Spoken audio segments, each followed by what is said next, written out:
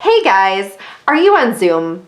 Do you have an interview coming up, or do you just kind of feel like sitting like I do? I love to sit. And are you looking for easy, simple, approachable ways to not only boost your confidence, but to feel better overall? If so, this video just might be for you.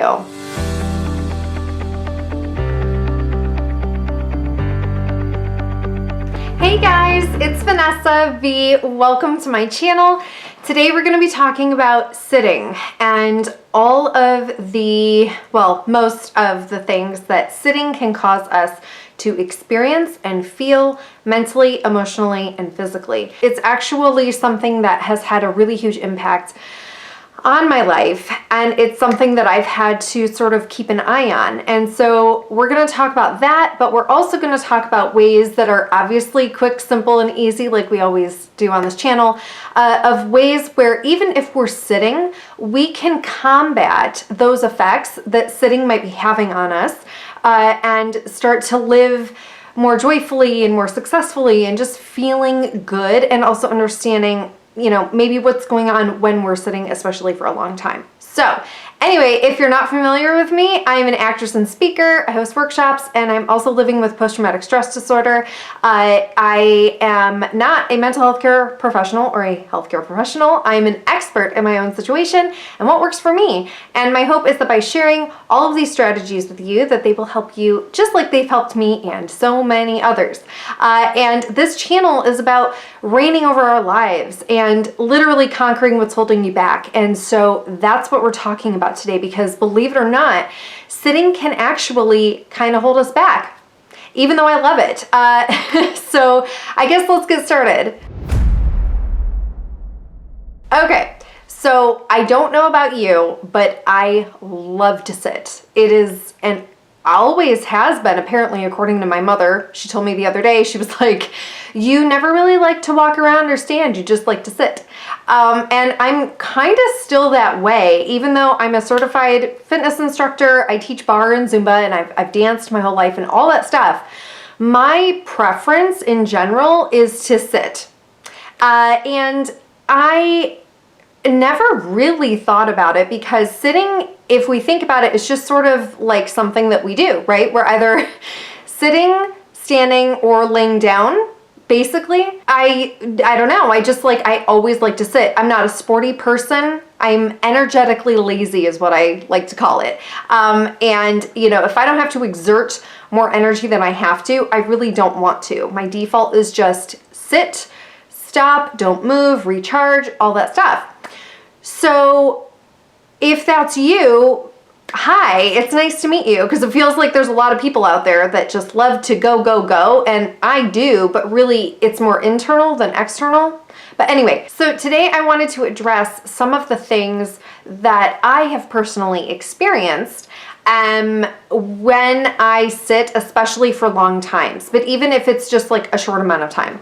And so maybe you've also experienced these as well. If you have, feel free to comment below or private message me, as always. I would love to know, is it just me or is it other people?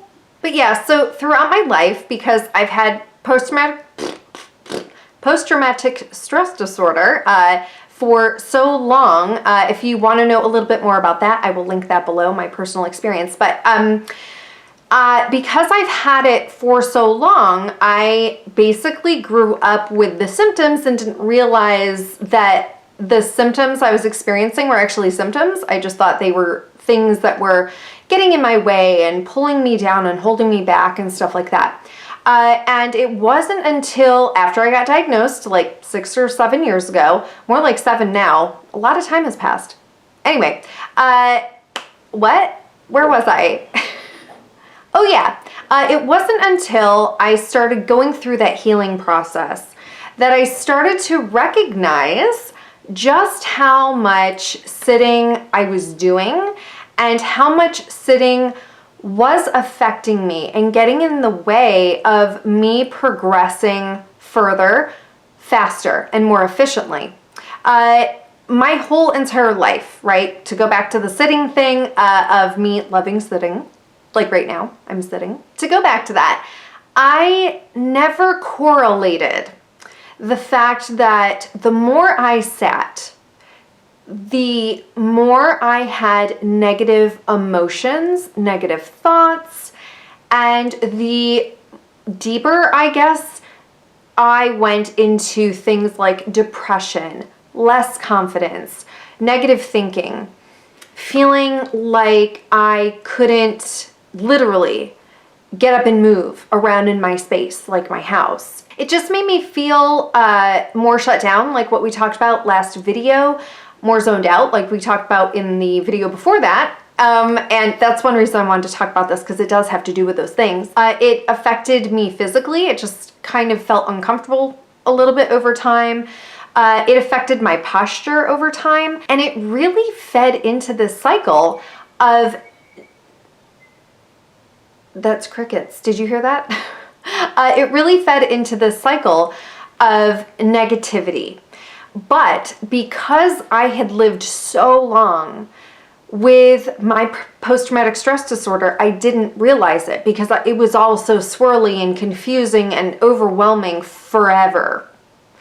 I'm not ready to talk about more about that, but literally forever. So I just didn't realize it. And to me, sitting actually felt more safe, right? So when we sit, let's talk about that. When we sit, it does have to do with the brain. And I'm sure you knew I was going to bring that up, but it does have to do with the brain. And here's why. If you'll recall, if you've seen my #1 panic attack tip video, which I will link below, actually it also has to do with my PTSD, so it's the same link. But anyway, I believe in that video we talk about the fetal position, so I won't go into it too deep right now, but when our brain is triggered and we start to feel unsafe, we tend to, without realizing it, our brain is triggering us to go into the fetal position to protect all of our vital organs. So we start to close in, we start to round over, we start to get smaller. And that, I have found, tends to be more of an outside trigger, like a thought or something within our surroundings or a situation. So that is triggering our brain to try and protect us for survival. What I found is that sitting is actually a trigger for that as well. And here's why. And you may have put 2 and 2 together already, but just in case, because it took me years to figure this out. What we're doing is, so when we're standing, we tend to be, even though we're a little rounded, we are open. When we sit, and when we sit for a long time, what tends to happen is we start to sort of round and close down. And so the physical actions of what our body is doing are things that our brain would naturally want to do if we were in a dangerous situation or a perceived dangerous situation. So when we physically do this, just because it's more comfortable or we're relaxed or whatever, that can trigger our brain into thinking there must be danger. Our body is physically closing in, there must be danger. And when I talk about the brain in this instance, I'm really talking about that subconscious brain that's not really aware of the outside. It just knows it's getting stimulus to protect us. So anyway, basically what I'm trying to just say and remind us of is that sometimes if we put our body in a certain physical position, it can trigger our brain that there may be danger, thus causing us to have a flight, fight, or freeze reaction that we've talked about, I believe in that stress, worry, and anxiety video, especially, and the Brain Explained video. But what also is going on is that may end up causing us to feel these negative emotions, and it may also cause us to have some panic, some anxiety, some worry, some added stress while we're just sitting there. And so I don't know if you've experienced that either, but this can also happen in things like an interview where we're already stressed, right? And all in all, what I started to realize as I was trying to heal was that the more I sat, the more negatively I felt. And the harder it was for me to get up, it was harder for me to move. it almost felt unsafe to do so. And it actually fed into this feeling of not necessarily agoraphobia, which is basically where you are afraid to leave your house, but it absolutely fed into this feeling of, I need to stay small. I need to stay still. I don't want to move. And it wasn't very sort of a frontal thinking thing. It was very background where I didn't really notice it. And that absolutely goes back to the trauma. Because when you are in a serious situation that is life or death, many of us flight or freeze or fight. For me, because it was so prolonged, which I have not stated on here before, it was very prolonged, it was a very long time for me.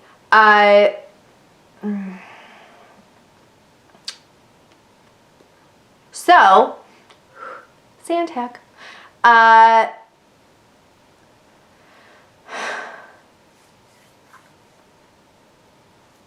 One second.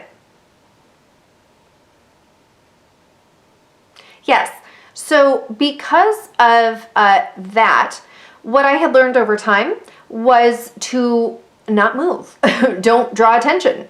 And sitting can be that way, especially if you are on a couch, which is the go-to spot for me, where you're sort of in this little safe nook, this little corner, and you can just sort of curl up. You can hide under a blanket. And that can sometimes be very good. Like I've said here before, sometimes we do just need to curl up and relax and be comfortable and feel like we're hiding, because that's going to help us feel better and feel safer and recharge. But a lot of times, if we do that long enough, it can actually train our brain and convince our brain, our subconscious brain, that that is the healthy thing to do. So it almost becomes an unhealthy coping skill, especially if it's something that as soon as you get nervous, you hide. As soon as you get nervous, you go to the couch. As soon as you get nervous, you put a blanket over you and you don't do anything and you just cancel out the world. And that is definitely one of my go-tos. But again, I never realized it because that was just how I had learned to live and survive and make it this far. So that's something that I've had to work on. And that is something that I have to work on every single day, especially during this pandemic. Because especially with the quarantining and everything that, we've all had to go through, you can walk around your house a lot. You can go outside a lot. But at the end of the day, there's a lot of sitting involved. And so I've had to keep an eye on it. And I've had to learn from my own experiences to keep an eye on it. So if that's you, I encourage you to consider that maybe that's what's happening. Perhaps the more you're sitting, the more you're watching TV, the more you're on your phone and sitting. Not necessarily just think about how long you're sitting, but how you're sitting. And right now, how are you sitting? If you're sitting, how are you sitting? Even if you're standing, how are you standing? What is your body physically doing? And how are you feeling right now? Or how did you feel before you sat down? That can be a really good insight into your own self, and if sitting may be in fact a problem for you and affecting you in negative ways, like confidence. Okay, so if you have seen that 2-inch hack and you want to do that to start, to lead into these, great. If not, or you didn't find that it worked for you, that's cool too. Also, the moves that we're going to be doing, you may be familiar with, and they're moves that we tend to do a lot. Now, the reason I wanted to go over them wasn't necessarily to show them to you, because these are things, as soon as you see them and do them with me, which I would love if we could do them together, you'll probably be like, oh yeah, I've done this before. But the key thing for me is, as usual with this stuff, is understanding the mechanics and why it's working, because then we can use it to our advantage when we need it. Or we can use them over time as practice to start growing in our comfortability with being alive, just being and taking up space, and knowing if we are in fact in a safe situation and a safe environment, that we can use it, we can live in it, we can be in it, and it's okay. It may be our brain is telling us that it's not, and so we need to help guide it there. And some of these moves can help us with that. But also, again, if you notice you're sitting and you don't feel that great, just boop, do one of these moves, and it can actually help you in an instant. Okay, so the first move that I want us to do is just sit up. So it's hard for me to show you right now, but my back is not against the chair. So I'm just sitting, and that by itself can actually be very helpful, because if we are sitting back and we're sort of like clumped over or to the side, or, you know, really closing off, or we're laying down, the simple act of just moving like 5 inches and just sitting up can really help. Whew. Because not only is it helping us to take up space, which if we are in that fight, flight, or freeze reaction, our brain is probably not going to want us to do, because that could mean we are a bigger target or we're going to stand out more. But if there's nothing literally going on that is dangerous, this can actually just gently help our brain realize, oh, well, there must be no danger, because if there was, I wouldn't be doing this. So, and it can actually just give you a boost of feel-good confidence, feel-good energy. I'm feeling that right now just sitting like this. So the next thing that we can do is actually leaning back. Now, what I mean by that is not this sort of C-curved position. That's a very modern dance of us, by the way. But what I mean is just sort of leaning back. And if you want to like scooch back a little bit, you can definitely do that, but just leaning back. So what, if you can tell right here, I am open in my chest. So my shoulders are back and down a little bit, and I'm open. I'm exposing myself here and my vital organs, which basically is going to, again, tell our brain that we are in fact safe. So go ahead and try that if you're comfortable with it, and just see how that feels. What it's sort of giving me is the regal feeling. And, you know, it doesn't have to be, you know, very pronounced, especially if we're in public. But just understanding, you know, if we're at a dinner table with people, or, you know, we're driving in the car or something, and we start to kind of notice that maybe physically we don't feel well, or emotionally or mentally, or we're starting to get anxious, just making this adjustment of maybe sitting up a little bit more, or perhaps leaning back in our chair, hands are at our sides, that can absolutely help us to feel more in control and feel better. The other thing is, it's hard to see, but my knees are together here. If we just part our knees just a few inches, that can also add to that. And not a lot of people are going to be able to tell, because you're just shifting your legs apart just a little bit. It's going to help stabilize our position. It's going to help us take up more space again and just feel more grounded.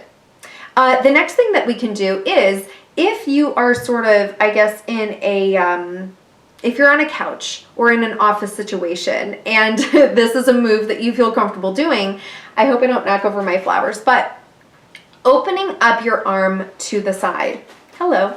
But if we open up our arm to the side, just very relaxed, that can also do exactly what I keep saying. Open us up, take up more space, help us feel more relaxed. And what that's actually going to help do also is project to others, even though that's not the number one reason we're doing this. But what it can help us do is project to others that we are confident and relaxed, and we're relaxed in that confidence. And so not only is that telling us that, but it's telling others that. And how we project ourselves to the world can have an impact on our happiness, because sometimes how other people treat us does affect how safe we feel, or happy or sad. And even though I'm always talking about us, no matter what, relying on who we are inside, and relying on ourselves and not others, this can definitely have an impact. The second to last thing that I'm going to talk about is just crossing our leg. Oh, that's right. I'm wearing gold shoes. They light up. They're not charged. I'll show you another time. But yeah, I wore these to a panel on the DC Film Festival panel that I was on a few years ago, and I haven't worn them since. I saw them in the closet. I thought I'd throw them on. But anyway, if I can remember the link or find the link, I'll put them below. That way you can buy them too, but no promises. Okay, so anyway, crossing our leg like this, okay, can tell us and others that we're relaxed, we're more comfortable. It can feel better, take some pressure off of that spine, taking up more room, etc. And the last thing that I'm going to show us is, and now again, really quickly, I don't think I mentioned this, but we don't have to do all these moves in this order or all of these moves at the same time. If you just want to cross your leg, feel free to do that. If you don't want to cross your leg and you just want to have your arm off to the side, that's okay too. Just trying whatever works for you. Really, the main goal here is to take up space and let our brain know that it's okay to move. It's okay to be open. It's okay to not hide. And if this is sort of a starting point for you to sort of start getting out of a funk or starting to not feel shut down, if these little tiny movements that you can do, that I've had to do myself, and I still do sometimes, if these are what can help guide you out of that in a way that feels comfortable and approachable and safe, do that. I highly recommend it. The last thing that we're going to do is something that I mentioned in that smushed face video that I'll link below. But really all it is just lacing our fingers together and placing them at the base of our head and tilting back. And what this obviously can do is just give a sense to yourself and others of comfortability, confidence, relaxation. Whew. And I'm feeling it right now. So that is the last suggestion that I would give for you guys. And again, as you can see, these are all very simple, basic, easy moves that we've all done before. But when we know the benefits of them and we know, ooh, I'm feeling a little certain way, let me try this, let me try that.